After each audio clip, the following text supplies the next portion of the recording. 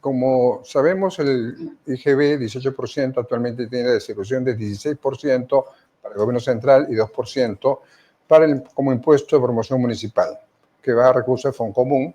Y este fondo va destinado a cerrar brechas en distritos. Recordemos que tenemos más de 1.800 distritos a nivel nacional. Cerrar brechas en distritos para el tema de inversión y sobre todo en distritos con mayor nivel de pobreza y con mayor número de habitantes. Entonces ya hay una regla de distribución de este recurso del Foncomún, ¿no? En cuanto, como digo, a niveles de pobreza y número de habitantes de esas zonas. Actualmente el Foncomún va destinado a sueldos, gasto corriente, y un 20 o 25% del total de recursos del Foncomún va destinado realmente a inversión pública. Para inversión pública. Actualmente. 20% aproximadamente. Actualmente. Correcto. ¿No? Con esa medida, el Congreso y el Estado están planteando, o están aprobando de que ese 18% debe distribuir 14% para el gobierno central y 4% para Foncomún, y va a ser una distribución gradual de 0.5% de incremento cada año, 2026, 27, 28 y 29. Actualmente el Foncomún, el 2% de Foncomún representa recursos de cerca de 10.000 millones de soles, siendo el IGB, la recaudación por IGB de 90.000, 80.000 está yendo al gobierno central y 10.000 a Foncomún.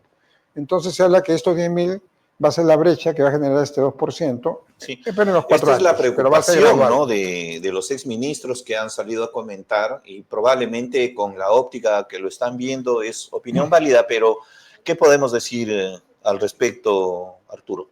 Bien, como sabemos, somos un país emergente, tenemos sólidos fundamentos, pero seguimos siendo un país emergente con niveles altos de pobreza, y si bien es cierto, pueden haber disminuido los últimos años gracias al crecimiento del país, no es todavía suficiente, ¿no? Entonces, la redistribución de recursos, sobre todo a gobiernos locales, yo creo que es importante. Entonces, el objetivo es bueno, el objetivo es loable.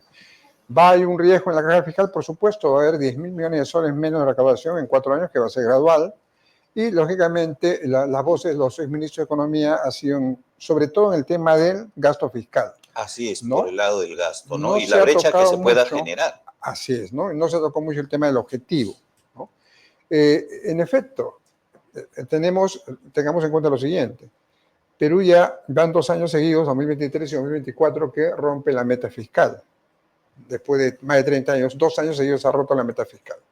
Con esto hay riesgo de que nuevamente, por 3er año consecutivo, rompa la regla fiscal y, lógicamente, puede ocasionar, digamos, una disminución en la clasificación de riesgo del Perú, y eso va a encarecer el financiamiento. Y contrario a las metas del OCDE también, ¿no?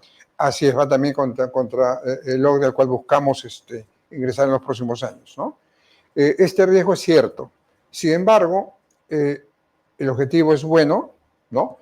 Y yo estimo que el gobierno va a tener que seriamente hacer esfuerzos para redistribuir su presupuesto. O sea, va a tener menos recursos, sí, va a tener que reducir gasto en algunos sectores posiblemente, pero también va a dejar de invertir el gobierno central y está trasladando inversión del gobierno central a gobiernos locales. O sea, va a disminuir la inversión del gobierno central en los próximos años. Está redistribuyendo, digamos, los recursos de inversión pública a nivel nacional.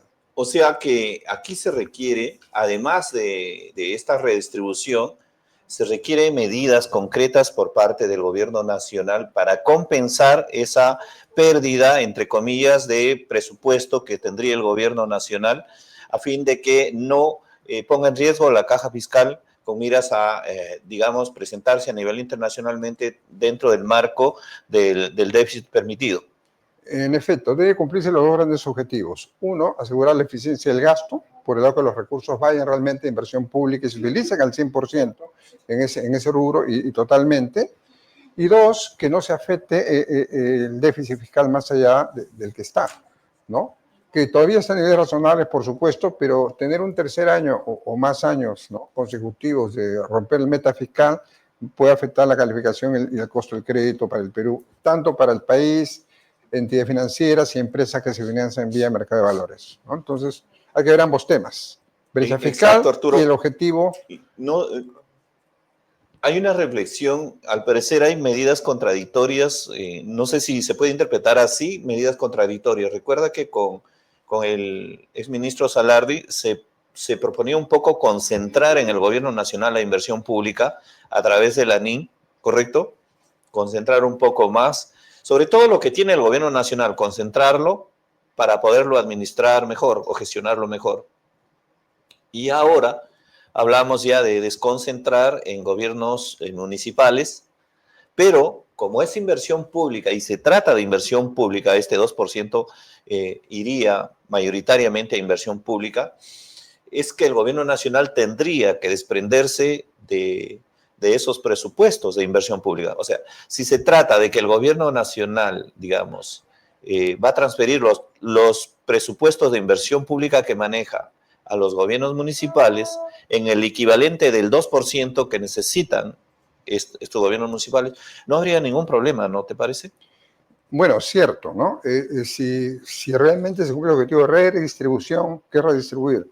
Reducir en uno y aumentar a otro, ¿no? Entonces, si se reduce inversión pública en gobierno central, digamos en los niveles necesarios para ello, se va a trasladar a gobiernos locales, pero además de asegurar de ser así y el manejo responsablemente en ese sentido, y no manteniendo el nivel de gasto del sector público y financiarlo con deuda, si realmente se hace un manejo responsable de reducir el presupuesto del gobierno central lo que sea necesario para no aumentar el gasto fiscal, ahora el gran objetivo también es ver que se cumpla el objetivo para el cual fue dado esto, ¿no? Que realmente los gobiernos locales de mayor pobreza en el país utilicen adecuadamente estos recursos en proyectos de inversión. Y ahí va a ser importante el gran acompañamiento que el Estado debe dar a los gobiernos locales en el tema de formulación de proyectos, ejecución de proyectos y manejo administrativo financiero de recursos públicos, ¿no? Porque vemos que en los últimos años hay siempre, digamos, un monto importante de entre 20 y 25% de recursos de los gobiernos locales no ejecutados, ¿no? Es correcto. El gobierno nacional ha sido el que mejor ha ejecutado, luego los gobiernos regionales y en tercer lugar, y casi manteniéndose en medidas históricas, los gobiernos locales. Y la crítica especializada es, ¿por qué le tienes que dar más dinero a quien ejecuta pésimo o ejecuta muy mal, ¿no es cierto? Es como que los municipios estuvieran condenados eternamente, ¿no? Condenados a, digamos, a seguir recibiendo presupuestos ínfimos. ¿Qué puedes comentar al respecto? ¿Eso se puede cambiar? ¿Cómo deberíamos mirar al Perú de aquí en adelante? Estamos ya en vísperas de un nuevo proceso electoral. ¿Tú crees que esto es parte ya de pensar en un nuevo proceso de modernización del Estado? Hay muchas variables que apuntan a ello. ¿Qué es lo que recomendarías? Bueno, los últimos años el gobierno ejecutivo a través del Ministerio de Economía ha enviado equipos a las distintas regiones y algunos gobiernos locales para asesorar en la formulación de proyectos, ejecución de gasto, manejo presupuestario público. Sin embargo, no es suficiente y esto va a requerir un esfuerzo aún mucho mayor, ¿no? Y no solamente de envío de profesionales para reforzar y dar asistencia, sino también de formación de profesionales en los mismos gobiernos regionales, gobiernos locales, ¿no? Ahora, esta medida, en efecto, va a transformar, digamos, la distribución del presupuesto y es algo que se viene dando, porque los dos últimos años el porcentaje de presupuesto que se ha destinado a gobiernos regionales y locales ha crecido en detrimento del porcentaje de presupuesto destinado al gobierno central. O sea, los dos últimos años se abarca claramente un mayor proceso de descentralización de recursos.